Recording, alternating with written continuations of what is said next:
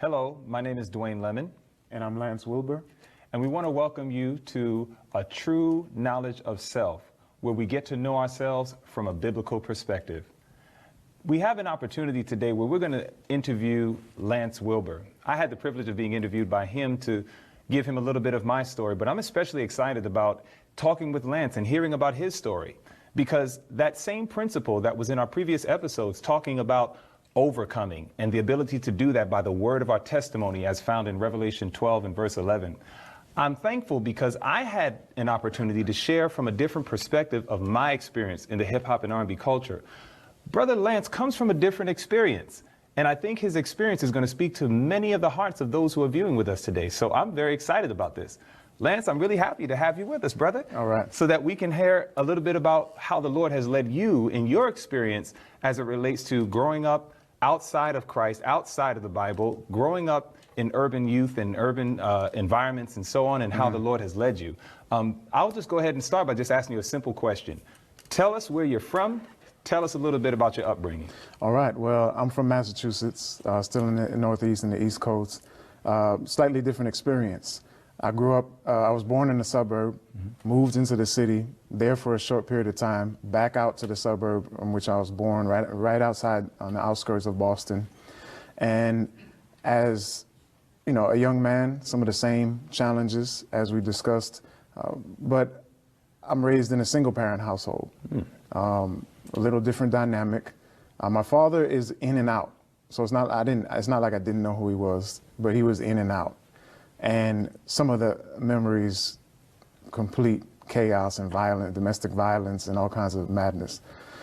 So I had that coming up. So obviously there's the obvious void.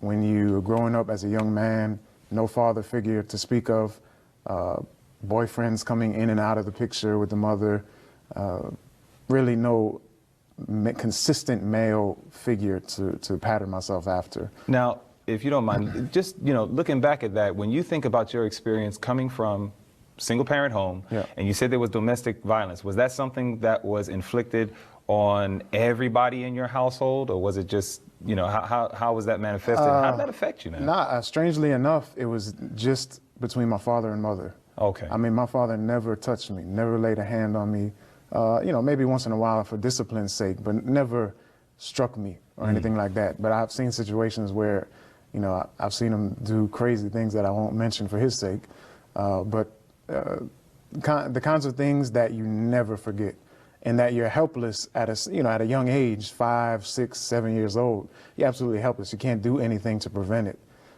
So it was traumatic, but it was something that became normal. Now, this is interesting because, you know, we're hearing unfortunate recent reports about young men who go on a gun craze and they will not only take the lives of others, but sometimes they take the lives of their own parents. Yeah. In other words, something they saw from a childhood that obviously stuck in their minds to the point that it seems almost as if when they grow up and get older, they're thinking, once I get my chance, I'm going to let it loose. Were these the kind of thoughts, vengeful thoughts or anything like that was going on in your mind? You can say that, but I considered myself now looking back, I was always thinking.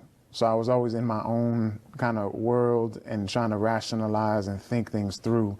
So I felt that I could control, you know, my aggression. So, but if my aggression, you know, let go, then it was going to be problems. But I tried to, or I prided myself, if you will, on my ability to control, you know, my environment, my situation, my actions, my behavior.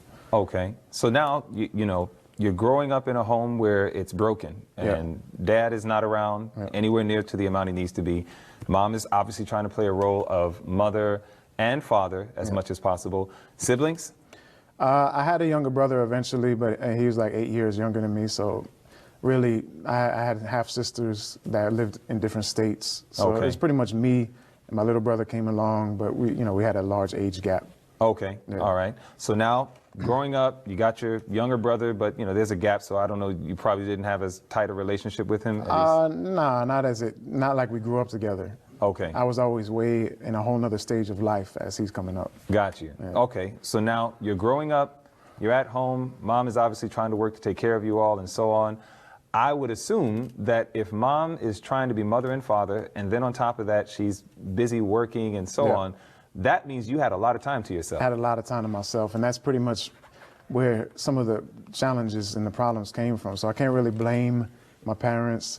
My mother was a nurse. She worked long hours, double shifts. She was constantly out of the house. So yeah, coming up, you're pretty much taking care of yourself, because once you hit that age where you can take care of yourself, you're home alone. And then at one of my little brothers coming along, I'm taking care of him, at 7, 8, 9 years old, basically watching an infant for 8 hours at a clip, coming home from school, and you're kind of living on your own, if you will. So it was pretty much in that setting. There was no real religion in my household, no church to speak of, no prayer, or even any religious discussion or concepts that I can remember as a little child. And my mother was young as well, and she had her own life, and partying and music. It was a biracial household as well. So I was exposed to the full spectrum of cultures and music and everything else.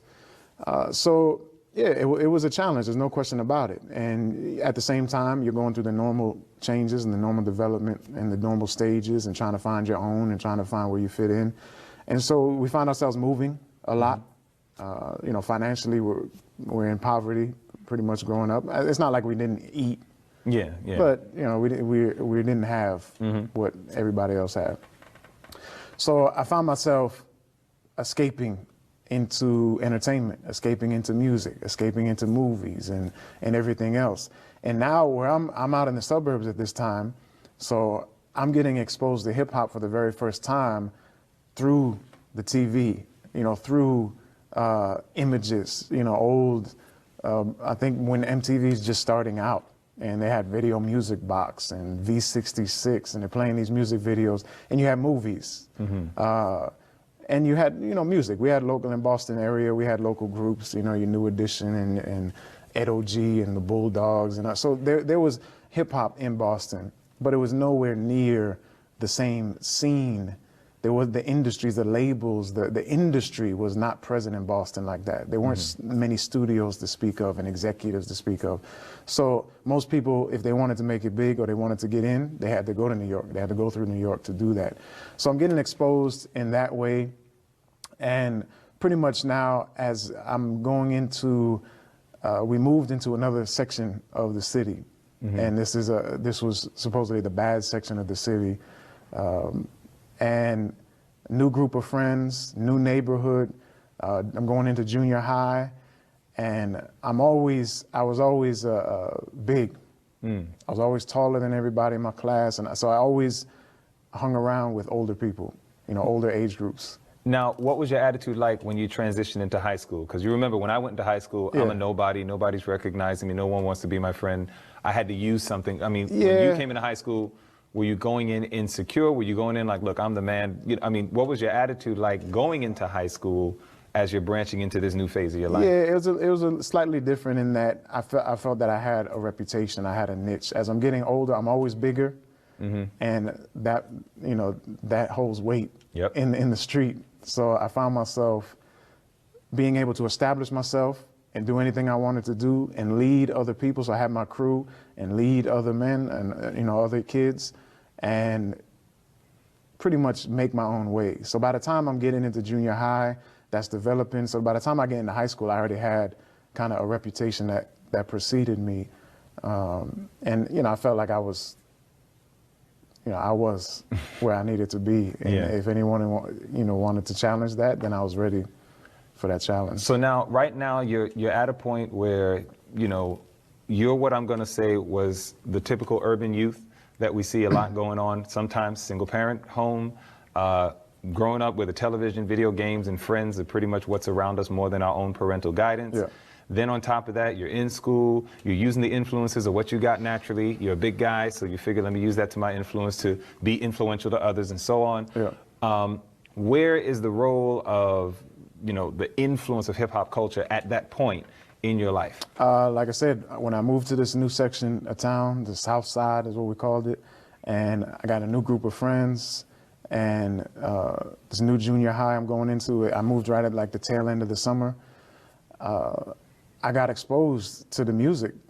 Basically, you know, we had the tape store, the record store, and go down to the record store and they would put out new music. And I just remember just one summer in particular, a couple of individuals that I had met through my mother's, they worked with my mother.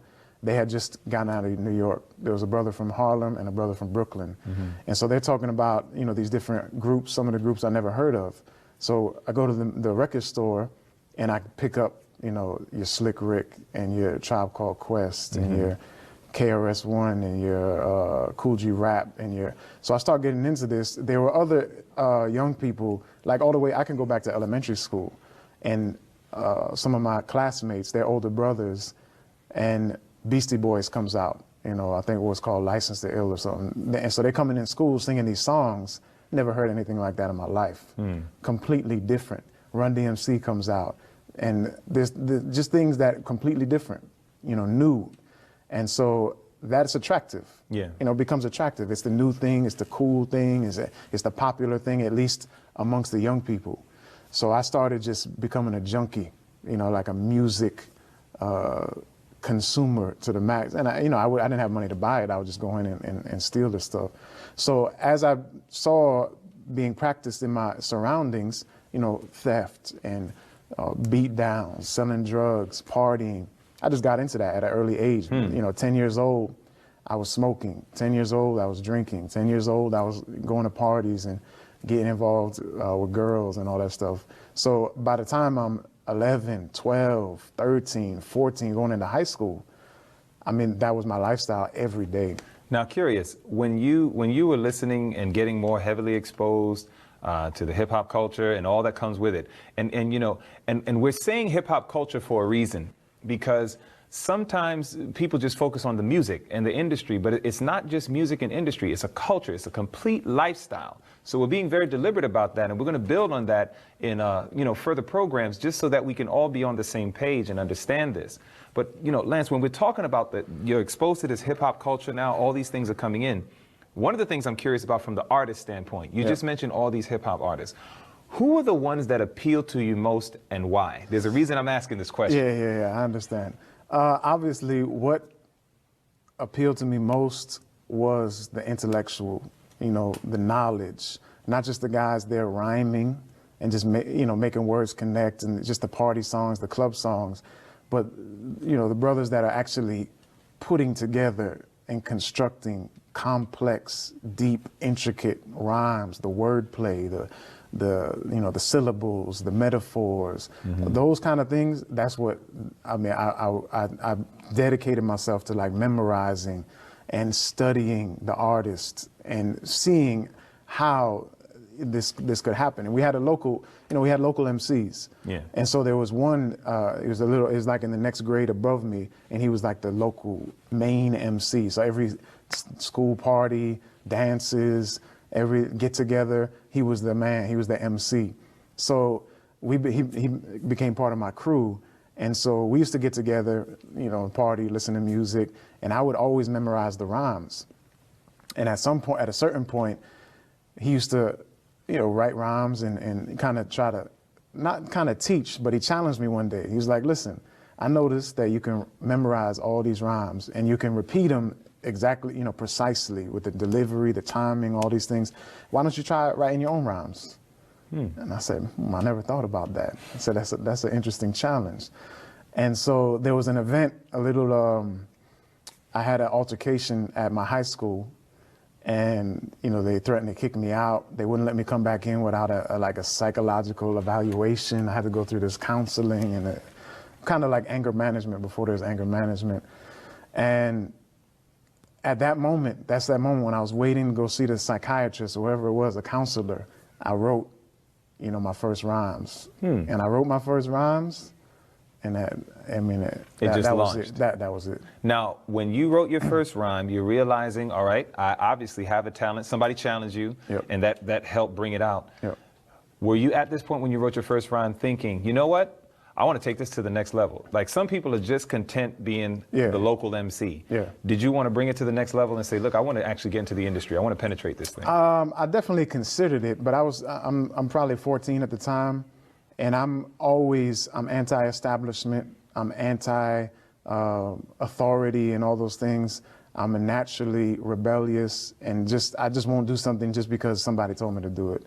So in my mind, I gravitated what I considered to be the underground aspect of Gotcha. hip hop.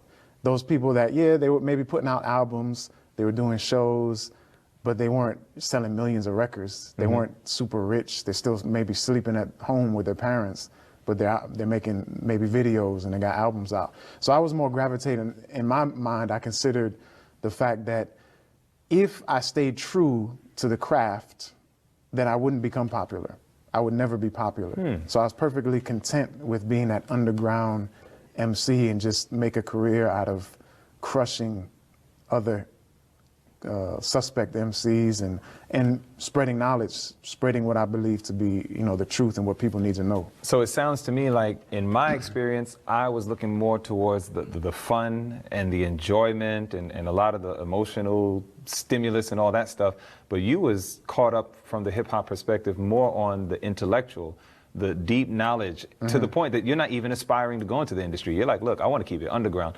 Almost to the point, would you consider that to go into the industry was almost a stepping stone to possibly selling out? Is that? Oh, that to me, industry was sell out. Wow. Major labels sell out. To me, I couldn't, because I was in the streets. I was selling drugs if I had to. I was, committing acts of violence, theft. I was completely corrupt. So in my mind, if I went into the industry, I couldn't do those things anymore. I couldn't still be street and be a professional. I had to do one or the other, or else, they wouldn't mix. They wouldn't be compatible. So I would have to sell out the street. In my mind, this is my rationale. Yeah. At 14 or whatever, I had to sell out the street and leave that life in order to make this image and this career, if you will. So you pretty much brought us now up to the point that you're at least 14 or 15 years old, entrenched into hip hop culture and entertainment. Yeah. And it's at the point where, you're now seeing yourself not only with the skill set, but you want to preserve it, and you're not getting caught up into the pull of the industry or anything like that. Yeah.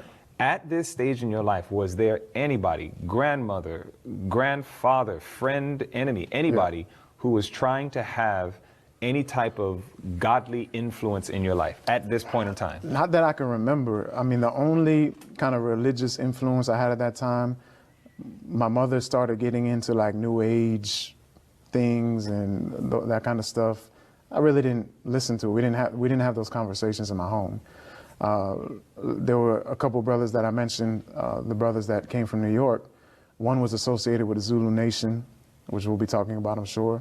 One was associated with the 5% Nation. So, they had an angle, but it wasn't, it was just kind of theories. So I was garnering a lot from the music, from the messages coming through, the philosophies coming through.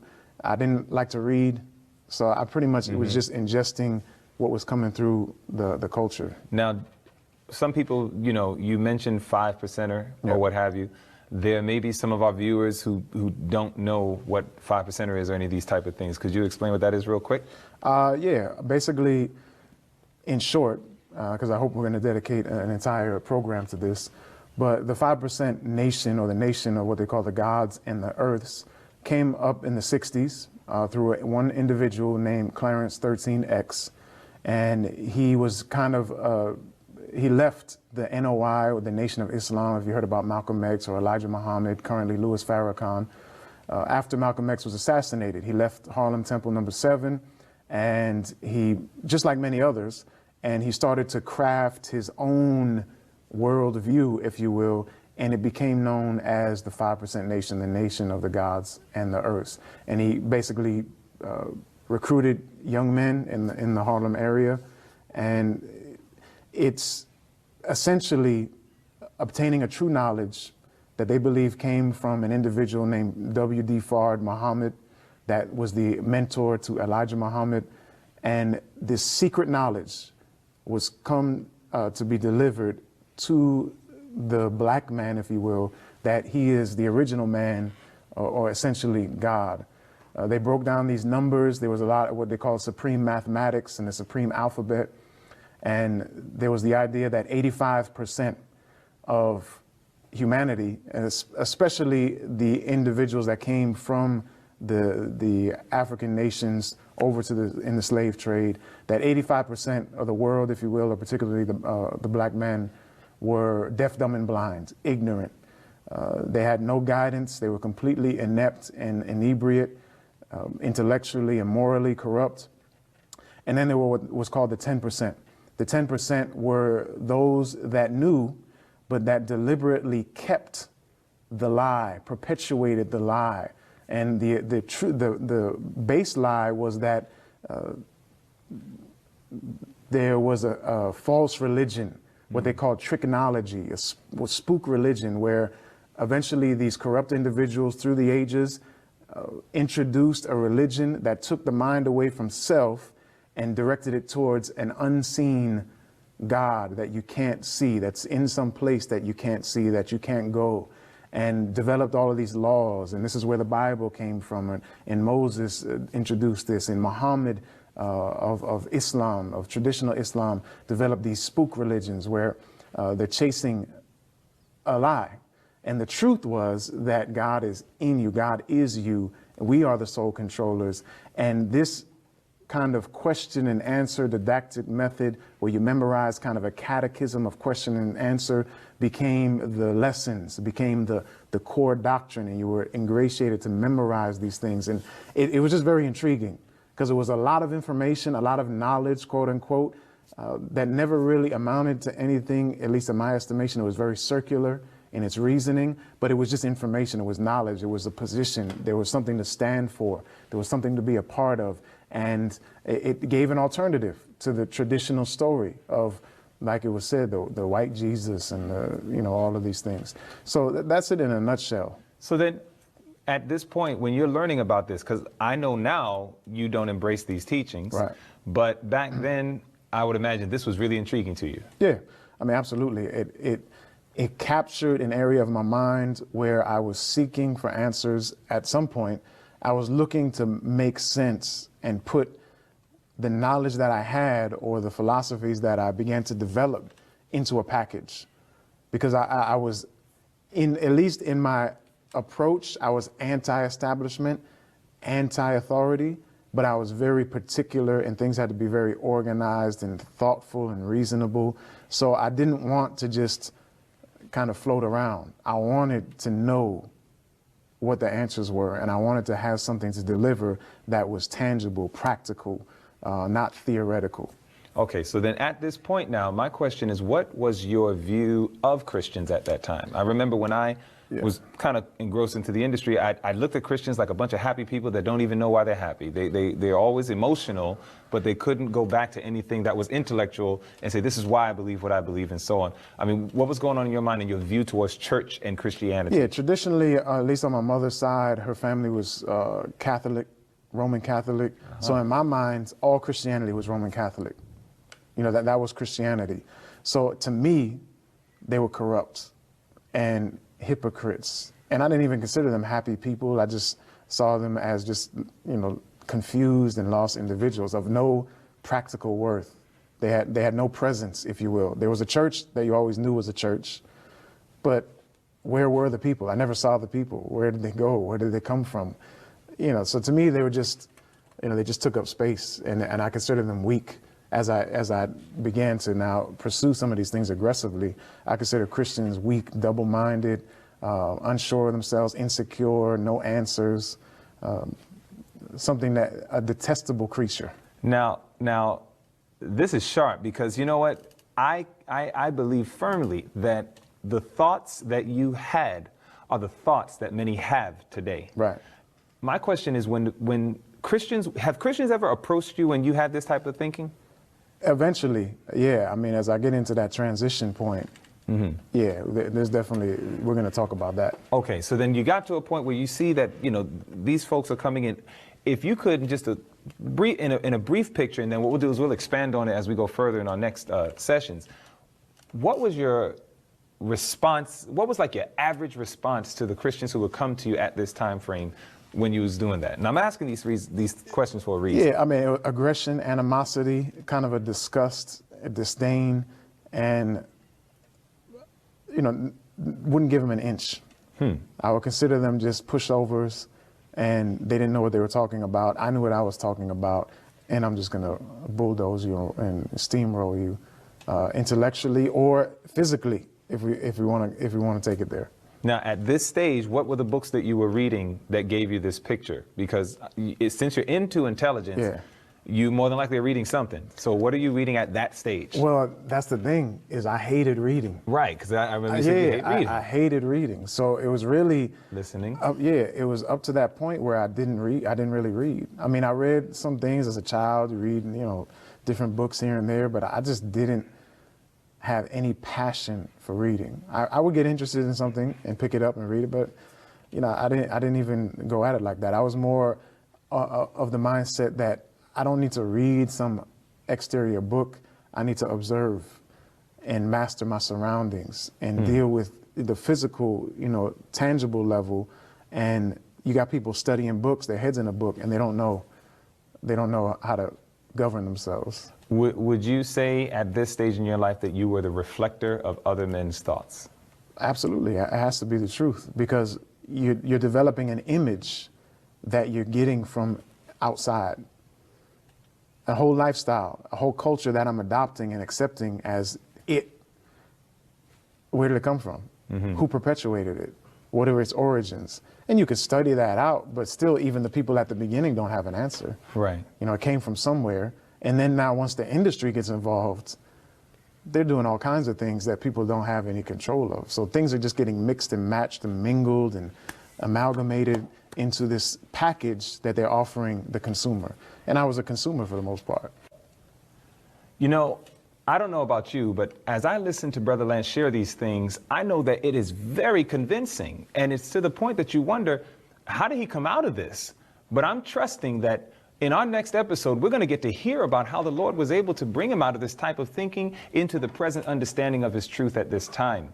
And Lance, I believe that a lot of people are going through similar struggles like what you were going through at that time. So again, I really appreciate you sharing that with us, brother. Well, our time is up. We want to thank you all for joining us here at TKS, and we want you to come back and this time invite a friend so that hopefully we can all enjoy the blessings together. Until next time, remember Proverbs 2 and verse 6, that it's the Lord that gives wisdom, and out of his mouth comes knowledge and understanding.